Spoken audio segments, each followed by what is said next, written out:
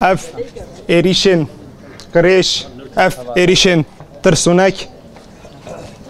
پیشبری هوان ما تخن مریت ده ایرو کشتنا حوالا ناگهان راستی پولیتیقا دجبری کردا دخویا کرن یعنی چه داری بو گلی کرد نه کل با کردستانه تنه هر چهار پارچه کردستانه ما فی جیان نادن گلی کرد هر کس زانه حوالا ناگهان بریس ناگهان وکی جنک کرد وکی جنک تکوشیر وکی جنک برخودر پیشبری پولیتیقایم ظلمه پیشبری پولیتیقایم دجی هم کردا هم دجی جنا هر وقت جیانا خوده سکنک برخودر سکنک رومت دا خویا کرن لی مخابن و دجمن ترسونک شکلک قریش شکلک بیویرکی شکلک سفک ایریش کرن اولا ناگهان شهید خستن ام دنگی بلند بیجن بلکو شهید ناگهان ام بیجی ایرو شنیف مستان دبن وکی دهان شهید اندیه گلی کرد دهان ام بیجی شهید وی گلی رومت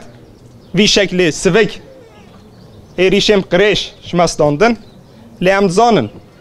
و هر جیش امی بیجن دنگی بلند امی بیجنه گلی کرد جنین شورشگر جنین برخودر چجاری پیشبری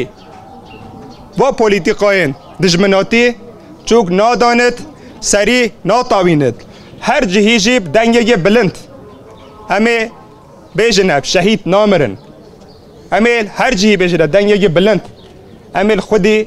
شهیدین خود در کون ایرو بلکو ایریش کریبن اولا ناگهان شهید خسته بن لی امزانن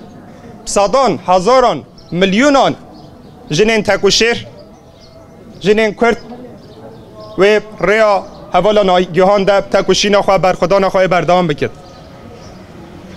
جبوی وی ام دنگی بلند جبو دجمنین گلی کرد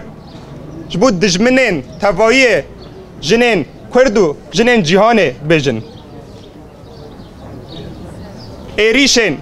پیشبری گلی کرد ایریشن پیشبری تکوشینا جنا چجا سر ناکود هر شکلی هر شرط و مرجی ده تکوشینو برخودانا گلی کرد تکوشینو برخودانا جنین تکوشیر و هر شرط و مرجی ده بردوام بکد ویرکی باوری و جسارت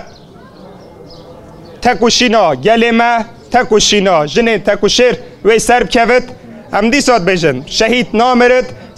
سر گل کردستان سر توایی جنین شورشگر صاحبت شهید نامرد من هم بخیراتن سر چاوه هاتن جن آزادی جن آزادی جن